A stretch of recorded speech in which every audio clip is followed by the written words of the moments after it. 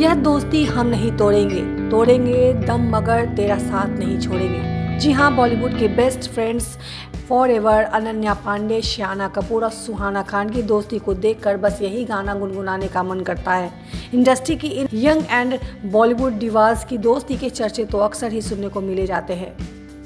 बचपन से एक दूसरे के साथ स्ट्रॉन्ग बॉन्ड शेयर करने वाली अनन्या पांडे, सुहाना और शनाया कपूर हाल ही में एक साथ हैंग आउट करती नजर आई। तीनों के वीडियोस और फोटो सोशल मीडिया पर छाए हुए हैं, जिन्हें फैंस काफी पसंद कर रहे हैं। दोस्तों संग क्वालिटी टाइम स्पेंड करने के लिए वीकेंड से बेहतर ऑप्शन कहां भला मिल सकता है।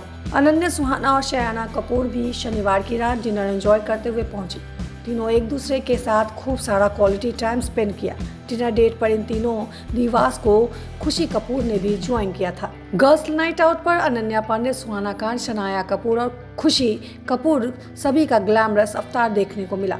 सुहाना खान इस दौरान white off shoulder crop top में स्टनिंग लग रही थी, जिसे उन्होंने स्ट्रिप्स ब्लाउज के साथ टिप टॉप किया था। उन्होंने अपना लुक हुप ईयररिंग और ओपन ईयर के साथ कंप्लीट किया।